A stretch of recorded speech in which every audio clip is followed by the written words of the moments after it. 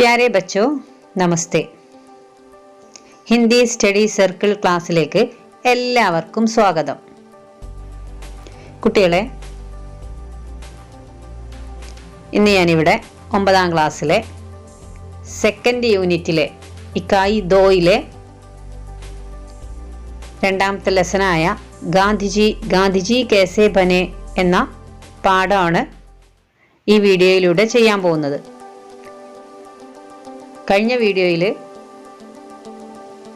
Jis Gali may may രഹ്താ who എന്ന പാഠം നമ്മൾ പഠിച്ചു കഴിഞ്ഞു. അതിലെ വർക്കുകൾ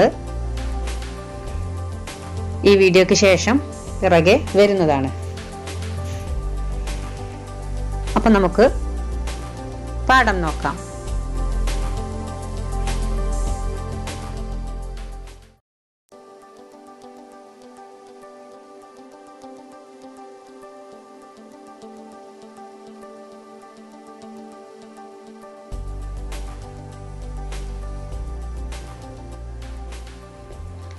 आने वाली पीढ़ियां बड़ी कठिनाई से विश्वास करेगी कि इस प्रकार का कोई रक्त मांस वाला पुरुष इस दुनिया में जीवित रहा था. ഇതാരുടെ വാക്കുകളാണെന്നറിയോ? ആൽബർട്ട് ഐൻസ്റ്റീൻ്റെ. അദ്ദേഹം എന്താണ് പറയുന്നത് ശ്രദ്ധിക്കൂ. ആനെ വാലി പീഠിയാം, ഇനി വരും തലമുറ ബഡി കഠിനായി സേ വിശ്വാസ് കരേഗി, വളരെ പ്രയാസത്തോടു കൂടിയായിരിക്കും വിശ്വസിക്കുക. എന്ത്?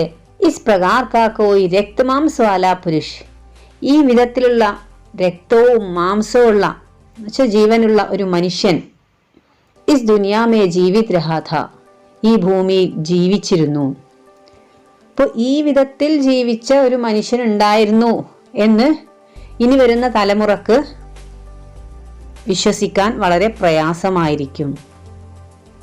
ആൽബർട്ട് ഐൻസ്റ്റീൻ്റെ വാക്കുകളാണിത്. അദ്ദേഹം ആരെക്കുറിച്ചാണ് പറയുന്നത്? ഗാന്ധിജിയെക്കുറിച്ച്. ഗാന്ധിജി കേസേ ബനെ, ഗാന്ധിജി എങ്ങനെയായി മാറിയെന്ന്. യഹ് കിസ് വിദാ കി രചന ഹേ ബച്ചോ, കുട്ടികളെ, ഇത് ഏത് തരത്തിലുള്ള രചനയാണ്? ലേഖ് ഹേ അല്ലെ, ലേഖനമാണ്. ये किसने लिखा है? താരാണ് എഴുതിയിട്ടുള്ളത്? സ്വയം പ്രകാശ്. നോക്കൂ അദ്ദേഹത്തെ കുറിച്ച് എന്താണ് പറയുന്നത്. 20 जनवरी 1947 में मध्य प्रदेश के इंदौर में जन्म. 1947 ജനുവരി 20 മധ്യപ്രദേശിലെ ഇൻഡോറിലാണ് അദ്ദേഹം ജനിച്ചത്. समकालीन हिंदी साहित्य जगत में अपनी कहानियों और उपन्यासों के लिए विख्यात. സമകാലീന ഹിന്ദി സാഹിത്യ ലോകത്ത് തൻ്റെ കഥകളും അതുപോലെ തന്നെ ഉപന്യാസങ്ങൾ കൊണ്ടും പ്രസിദ്ധി നേടിയ വ്യക്തിയാണ് ഇദ്ദേഹം. പ്രമുഖ രചനായ അദ്ദേഹത്തിൻ്റെ പ്രമുഖമായിട്ടുള്ള മുഖ്യമായ രചനകളാണ് ഇനി പറയുന്നത്. സൂരജ് കബ് നിക്കലേഗ, ആയെങ്കെ അച്ഛേ ദിൻ ബി, ആദ്മി ജാത് കാ ആദ്മി, ജൽത്തെ ജഹാസ് पर, बीच में विनय, उत्तर जीवन कഥ. ഇതെല്ലാം അദ്ദേഹത്തിന്റെ മുഖ്യമായ രചനകളാണ്. പെഹൽ സമ്മാൻ, രാജസ്ഥാൻ സാഹിത്യ അക്കാദമി സമ്മാൻ, ആനന്ദ് സാഗർ കഥാക്രമൻ സമ്മാൻ ആദി സെ സമ്മാനിത്.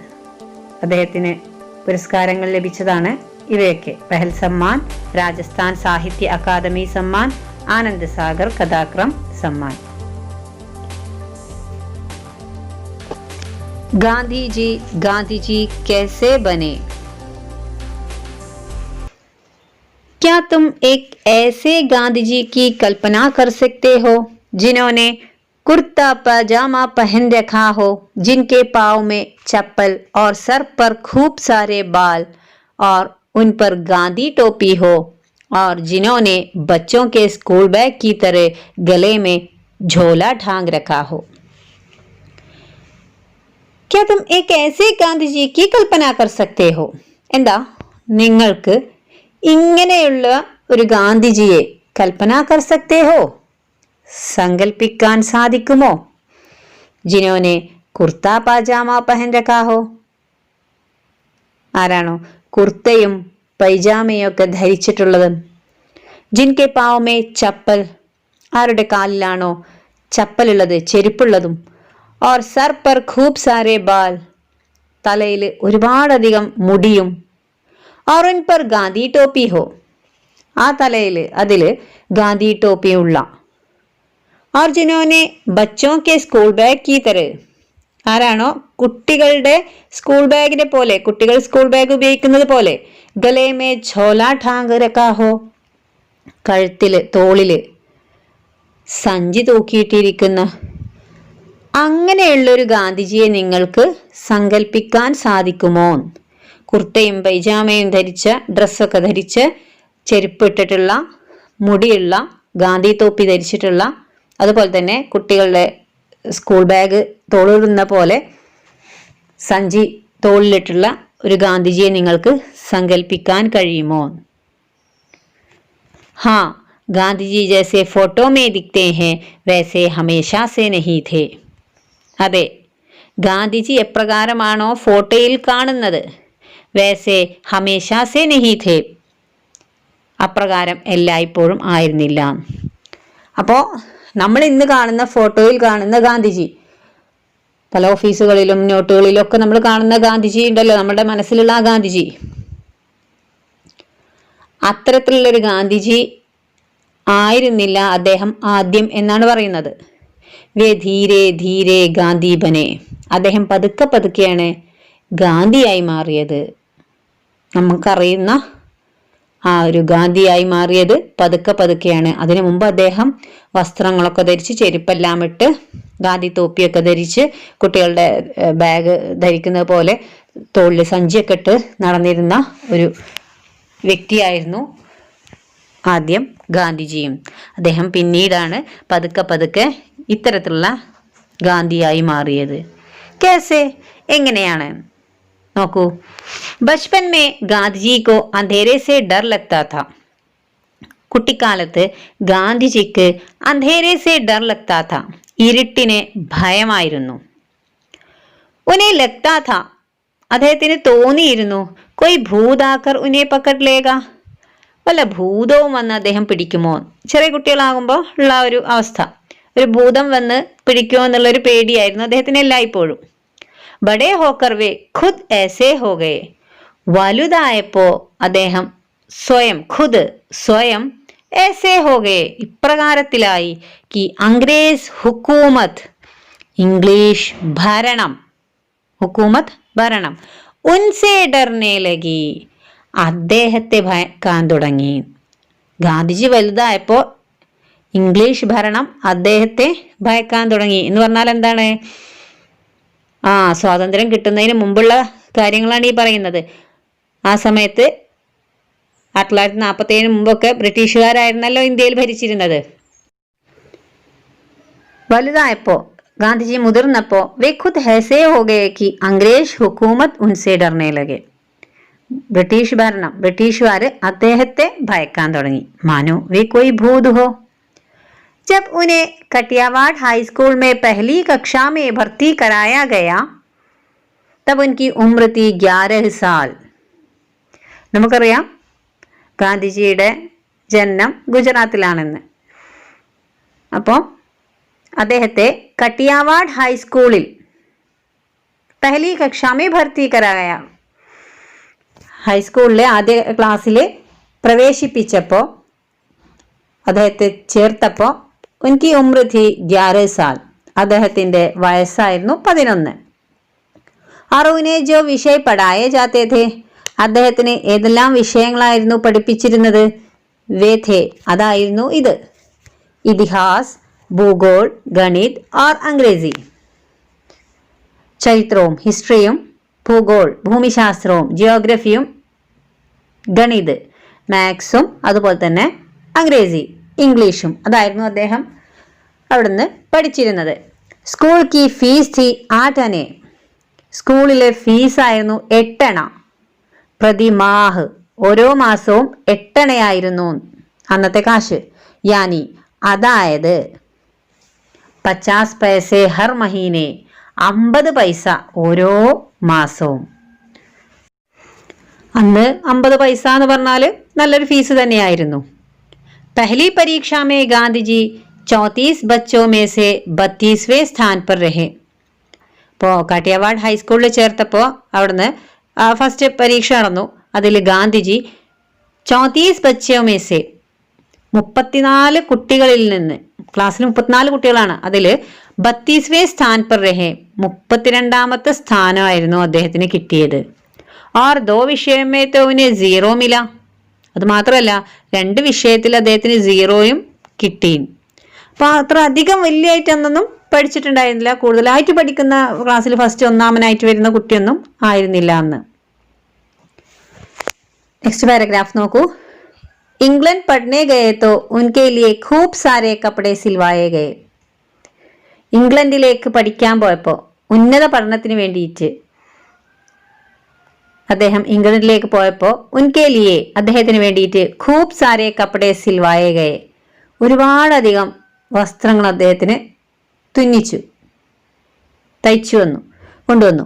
ദക്ഷിണാഫ്രിക്ക മേ കുർത്ത ധോത്തി പെഹന്നെ ലഗെ, അങ്ങനെ അദ്ദേഹം ദക്ഷിണാഫ്രിക്കയിൽ കുർത്തയും ധോത്തിയൊക്കെ ആയിരുന്നു ധരിച്ചിരുന്നത്. ഓർ ഭാരത് ആയേത്തോ, ഭാരതത്തിലേക്ക് വന്നപ്പോൾ ഏക് ബാർ, ഒരു തവണ മധുരൈ ഗയെ ഭാഷൺ ദേനെ, മദ്രാസിലേക്ക് പ്രസംഗിക്കാൻ വേണ്ടി പോയി. ഭാഷൺ എന്ന് പറഞ്ഞാൽ പ്രസംഗം. വഹാം ഏക് ഔരത് കോ ദേഖ, അവിടെ ഒരു സ്ത്രീയെ കണ്ടു. ജോ താലാബ് മേ അപ്നി ധോത്തി ധോ രഹി ഥി, ആ സ്ത്രീ താലാബ് മേ, കുളത്തില്, അപ്നി ധോത്തി ധോ രഹി ഥി, തൻ്റെ ധോത്തി ധോ രഹി ഥി, കഴുകുകയായിരുന്നു, കുളത്തിൽ കഴുകിയായിരുന്നു. ലേക്കിൻ കേസെ, പക്ഷെ അവരെങ്ങനെയായിരുന്നു കഴുകിയിരുന്നത്? ആധി പെഹൻതി ഥി ഓർ ബാക്കി ആധി ധോത്തി ഥി, പകുതി പെഹൻതി ഥി ധരിച്ചിരുന്നു, പിന്നെയോ ബാക്കി പകുതി ധോത്തി ഥി കഴുകിയിരുന്നത്. ഇപ്പൊ പകുതി ആ ധോത്തി കൊണ്ട് തന്നെ ശരീരം മറച്ചിട്ടുമുണ്ട്, കുറച്ച് ഭാഗം എടുത്തിട്ട് കഴുകണുണ്ട്. ഫിർ ധുലി ഹുയിക്കോ, പിന്നെ ആ ധുലി ഹുയിക്കോ, ആ കഴുകിയതിനെ പഹൻലേത്തി ധരിച്ചു, ശരീരത്തിൽ ധരിച്ചു അത്. ഓർ ശേഷ് കോ ധോത്തി ഥി, ആ പിന്നീടുള്ള മറ്റു കഴുകാത്ത ഭാഗം കഴുകി. ഉസ്കി ഹാലത്ത് ദേക്കർ, അവരുടെ അവസ്ഥ കണ്ടപ്പോൾ, ആ സ്ത്രീയുടെ അവസ്ഥ കണ്ടപ്പോൾ ഗാന്ധിജി ഭീതർ തക് ഹിൽ ഗയേ, ഗാന്ധിജി ഉള്ളിൽ വരെ ഇളകി, എന്ന് വെച്ചാൽ അത്രയും അദ്ദേഹത്തിന് ചലനം സംഭവിച്ചു, അത്രയും മനസ്സങ്ങട്ട് വേദനിച്ചു. ഓർ ബസ് ഉസി സമയ, ഇത്രേ ഉണ്ടായുള്ളൂ, ആ സമയത്ത് ഉനോനെ ഫൈസല കർ ലിയ, അദ്ദേഹം തീരുമാനിച്ചു. ഫൈസല കർന എന്ന് പറഞ്ഞാൽ തീരുമാനിക്കുക, തീരുമാനിച്ചു. അബ് സിർഫ് ഏക് ധോത്തി ഹി പെഹനൂങ്ക, ഇനി ഞാൻ സിർഫ് കേവലം ഏക് ധോത്തി ഹി, ഒരൊറ്റ ധോത്തിയെ ധരിക്കുകയുള്ളൂ. ആ സമയത്ത് ഭാരതത്തിലെ സാധാരണ ജനങ്ങളെല്ലാം ദാരിദ്ര്യത്തിലും അതുപോലെ തന്നെ അഭാവത്തിലും ഇല്ലായ്മയിലും വിവശരായിരുന്നു. അതാണ് ആ സ്ത്രീയുടെ ഈ അവസ്ഥയിൽ നമുക്ക് മനസ്സിലാക്കാൻ പറ്റുന്നത്. അങ്ങനെയാണ് ഗാന്ധിജി ഒരൊറ്റ ധോത്തിയെ എടുക്കുകയുള്ളൂ എന്ന് തീരുമാനിക്കുന്നതും. ബാദ് മേ ഗോൾമേജ് സമ്മേളൻ കെ ലിയെ ലണ്ടൻ ഗയെ, ശേഷം അദ്ദേഹം ഗോൾമേജ് സമ്മേളൻ, വട്ടമേശ സമ്മേളനത്തിന് വേണ്ടി അദ്ദേഹം ലണ്ടൻ ഗയെ, ലണ്ടനിലേക്ക് പോയി. വഹാ തോ ഖൂബ് സർദി പഡ്തി ഹെ, അവിടെയാണെങ്കിൽ ലണ്ടനിൽ ശക്തമായ നല്ല സർദി പഡ്തി ഹെ, തണുപ്പാണ്. തോ വഹാ കെ ബച്ചെ പൂച്ച്തേ ഥേ, അപ്പോൾ അവിടെയുള്ള കുട്ടികൾ ചോദിക്കുകയുണ്ടായി, ബാബ തുമാരി പത്ലൂം കഹാ ഗയി, ബാബ നിങ്ങളുടെ പാൻറ് എവിടെ പോയി? ഗാന്ധിജി ഉനെ കോയി ജവാബ് നെഹി ദേത്തെ ഥേ, ഗാന്ധിജി അവരോട്, ആ കുട്ടികളോട് കോയി ജവാബ് നെഹി ദേത്തെ ഥേ, ഒരു മറുപടിയും നൽകിയിരുന്നില്ല.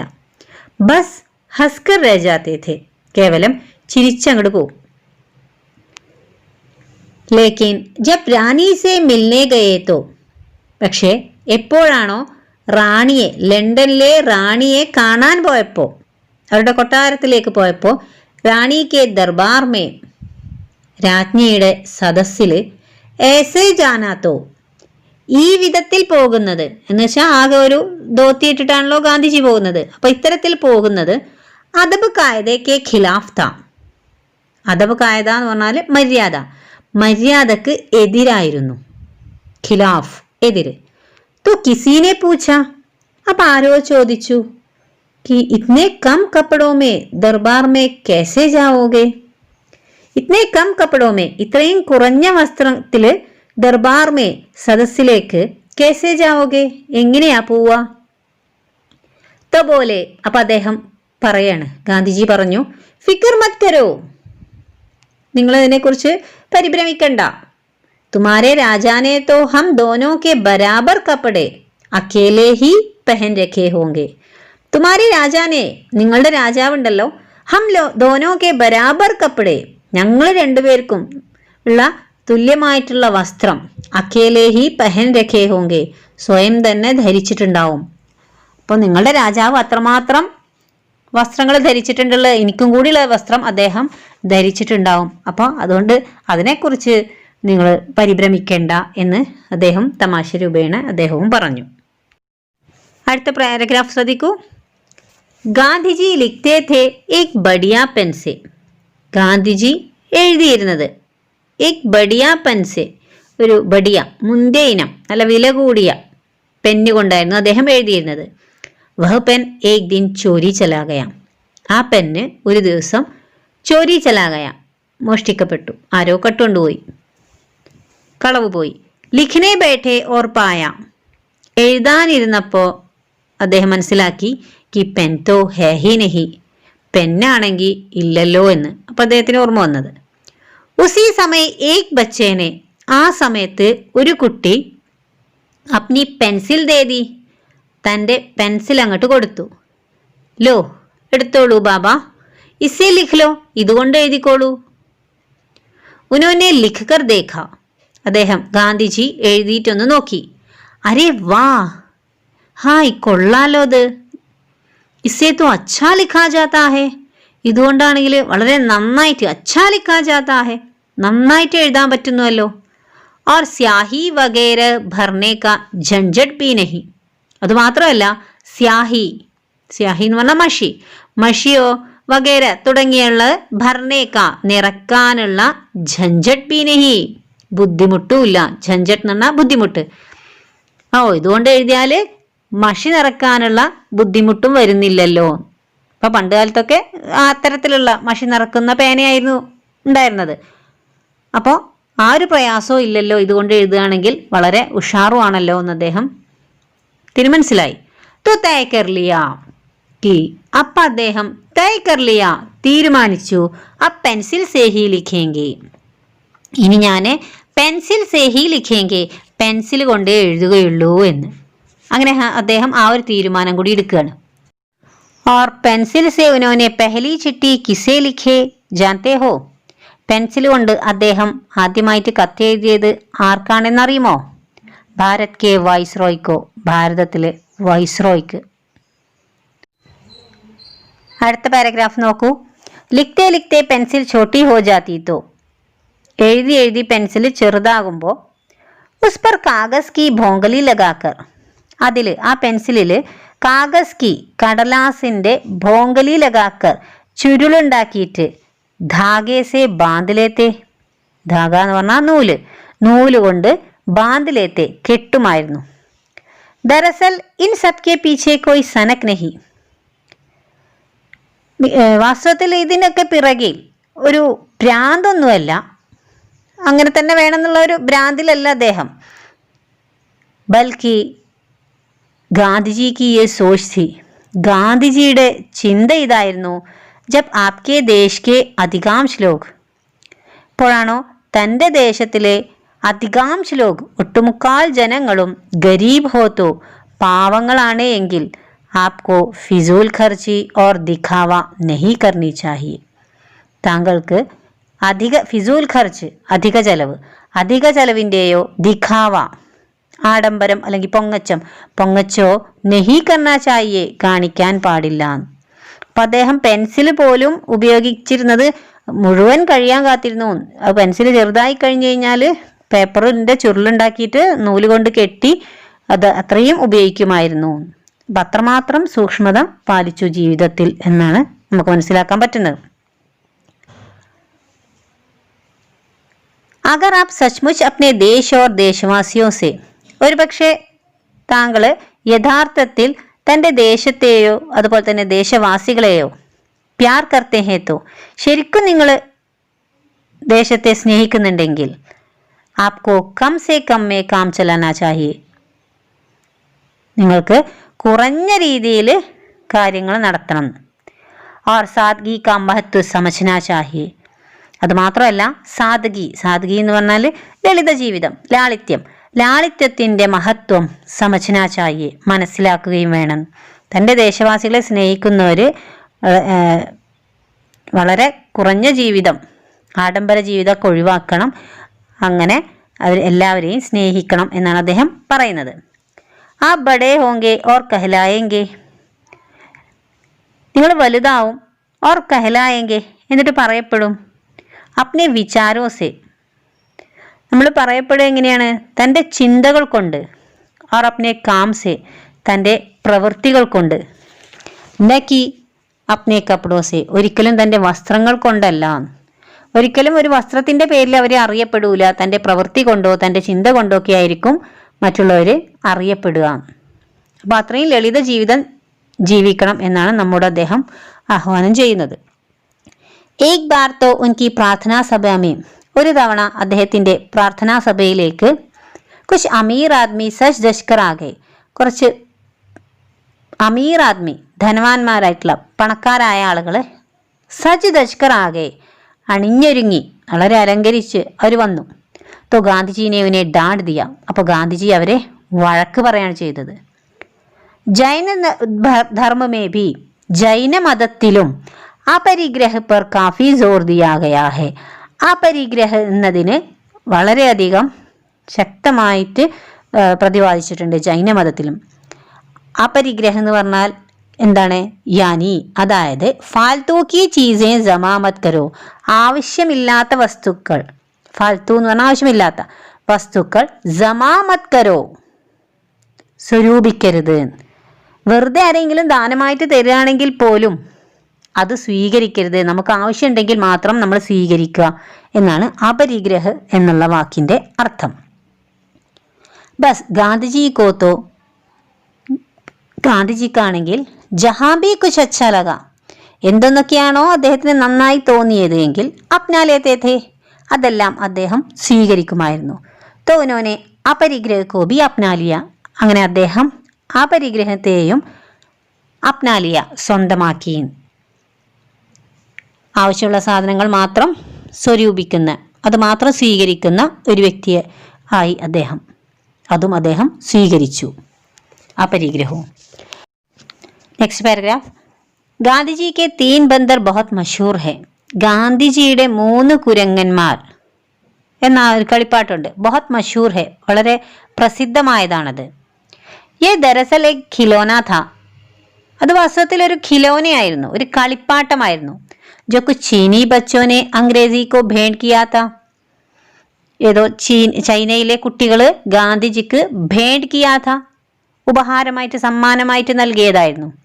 ലേക്കിൻ ഗാന്ധിജിനെ ഉന്നെ അപ്നാ ജീവൻ കാ സാഥി ബനാ ലിയ പക്ഷേ ഗാന്ധിജി അവയെ തൻ്റെ ജീവിതത്തിൻ്റെ കൂട്ടുകാരനാക്കി എന്ന് വെച്ചാൽ തൻ്റെ ആജീവനാന്തം തൻ്റെ ജീവിതത്തിൽ അത് പകർത്തി. എന്തായിരുന്നു ആ 3 ബന്ദർ 3 കുരങ്ങന്മാർ എന്ന് പറയുന്നത്? അതിലൊന്ന് കണ്ണ് പൊത്തിയിട്ടാണ്, ഒരു കുരങ്ങനെ ചെവി പൊത്തിയിട്ടാണ്, ഒരു കുരങ്ങനെ വായ പൊത്തിയിട്ടാണ് ആ കളിപ്പാവുള്ളത്. അപ്പം അതിൻ്റെ അർത്ഥം ആവശ്യമുള്ളത് പറയുക, ആവശ്യമുള്ളത് കേൾക്കുക, ആവശ്യമുള്ളത് കാണുക, ആവശ്യമില്ലാത്തതിനെ സ്വീകരിക്കാതിരിക്കുക. നമുക്ക് വേണ്ട കാര്യങ്ങൾ മാത്രം കേൾക്കുകയും വേണ്ട കാര്യങ്ങൾ പറയുകയും വേണ്ട കാര്യങ്ങൾ മാത്രം കാണുകയും ചെയ്യുക. അദ്ദേഹം അതും തൻ്റെ ജീവിതത്തിൽ ആജീവനാന്തം കൊണ്ടു നടന്നു. ജബ് ധോത്തി പെഹന്നി ശുരു കർ ദീ തോ ഇപ്പോഴാണോ അദ്ദേഹം ധോത്തി ധരിക്കാൻ തുടങ്ങിയത്? പാൻറ്റും കുർത്തയൊക്കെ ഉപേക്ഷിച്ച് ധോത്തി ധരിക്കാൻ തുടങ്ങിയത്. തോ ജേബ് ഘടി കഹാ രഖേ, അപ്പോൾ പോക്കറ്റിലിടുന്ന ഘടി, വാച്ച്, ജേബ് എന്ന് പറഞ്ഞാൽ പോക്കറ്റ്, പോക്കറ്റിലിടുന്ന വാച്ച് എവിടെ വെക്കും? तो उसे कमर में लटकाना शुरू कर दिया. അപ്പം അദ്ദേഹം കമർമേം, അരയിൽ തൂക്കിയിടാൻ തുടങ്ങി. പാൻറ് പത്ലൂനും അതുപോലെ തന്നെ ധോത്തി പൈജാമ കുർത്തയൊക്കെ ഒഴിവാക്കിയപ്പോൾ അദ്ദേഹം തൻ്റെ വാച്ച് അരയിൽ തൂക്കിയിടാൻ ആരംഭിച്ചു തുടങ്ങി. ഇസ് തരഹ ഗാന്ധിജി ധീരെ ധീരെ വൈസേ ഗാന്ധിജി വനെ. ഈ വിധത്തിലാണ് ഗാന്ധിജി പതുക്കെ അത്തരത്തിലുള്ള ഗാന്ധിജിയായി മാറിയത്. ജൈസ, എപ്രകാരമാണോ, ആജ്കൽ ഹം ഉനെ, ഇന്നും നമ്മൾ അദ്ദേഹത്തെ ഉൻകെ ചിത്രമേ ദേഖ്തേ ഹെ, അദ്ദേഹത്തിൻ്റെ ചിത്രങ്ങളിലൂടെ കാണുന്നത്.